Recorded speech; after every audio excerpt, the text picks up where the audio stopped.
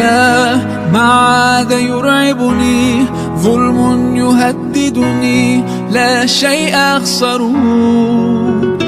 لا لا، مهما يطول الدرب فالحق معه.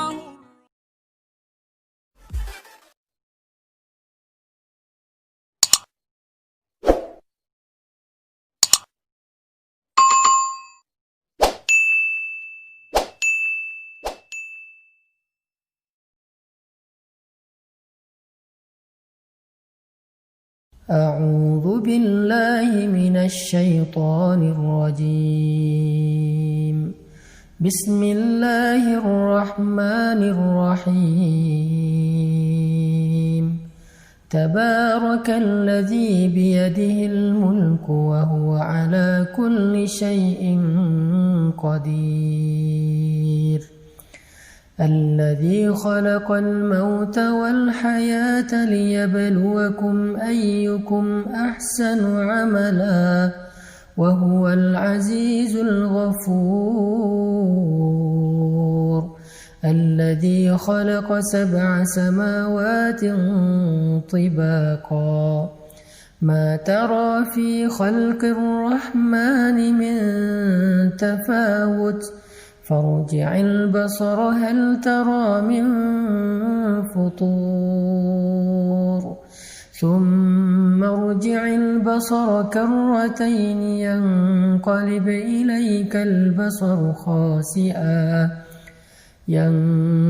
إليك البصر خاسئا وهو حسير. ولقد زينا السماء الدنيا بمصابيح وجعلناها رجوما للشياطين وأعتدنا لهم عذاب السعير. وللذين كفروا بربهم عذاب جهنم وبئس المصير. إذا ألقوا فيها سمعوا لها شهيقا وهي تفور تكاد تميز من الغيظ كلما ألقي فيها فوج سألهم خزنتها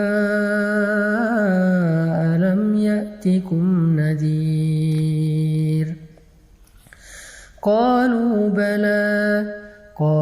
بلى قد جاءنا نذير فكذبنا وقلنا ما نزل الله من شيء إن أنتم إلا في ضلال كبير.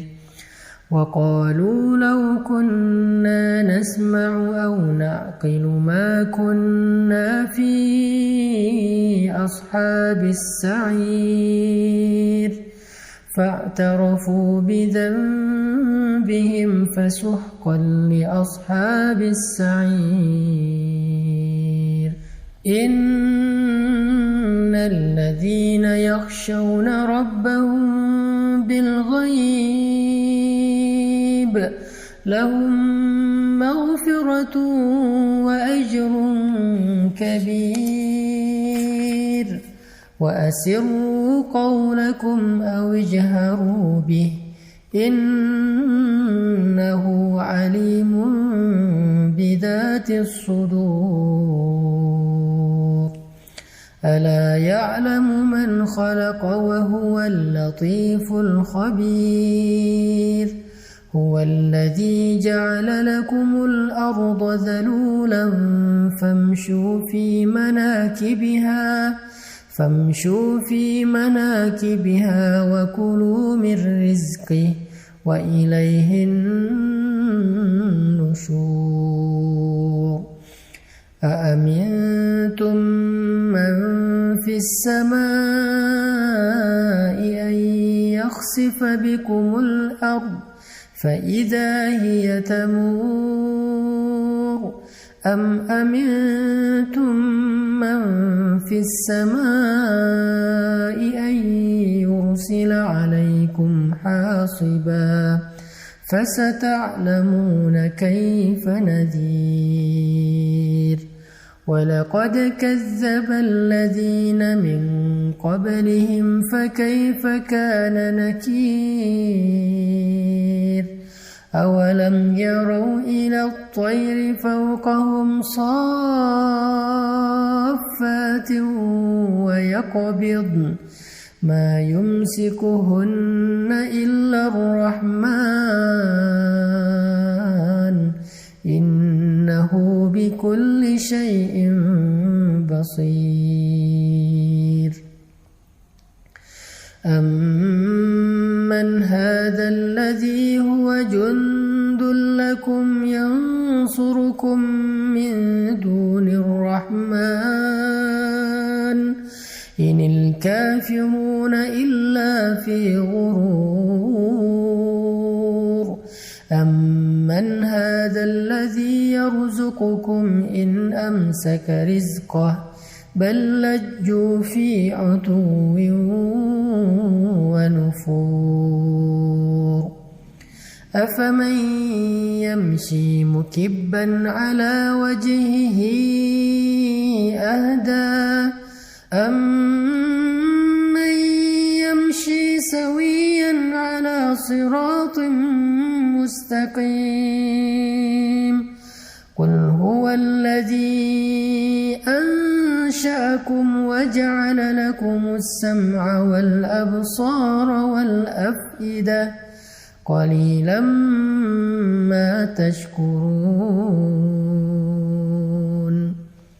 قليلا ما تشكرون قليلا ما تشكرون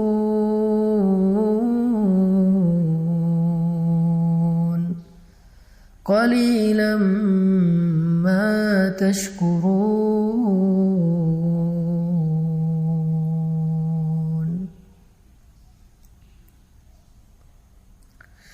قل هو الذي أنشأكم وجعل لكم السمع والأبصار والأفئدة قليلا ما تشكرون قليلا ما تشكرون.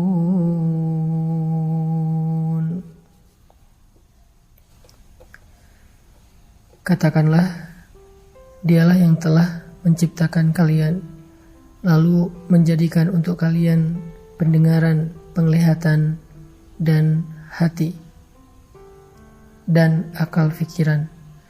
Tetapi sedikit sekali dari kalian yang mensyukurinya.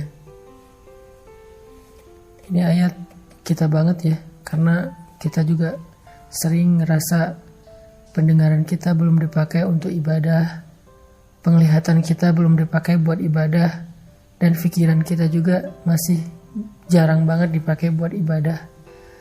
Kita malah lebih sering memakai telinga dan pendengaran kita buat dosa. Kita sering menjadikan pandangan kita itu hanya melihat hal-hal yang dilarang oleh Allah. Dan pikiran kita sering lupa kepada Allah. Kita sering ingat hal-hal yang lain, kita ingat makhluk, kita terus ingat orang yang kita cintai, tapi kita sering lupa sama Allah. Itulah kenapa kita dikatakan qalilan ma tashkurun, sedikit sekali yang mampu kita syukuri dari nikmat-nikmat Allah. Ini salah satu renungan penting di surat Al-Mulk. Qalilan ma tashkurun, qalilan ma tashkurun. Qul huwallazi zara'akum fil ardi wa ilayhi tuhsyarun.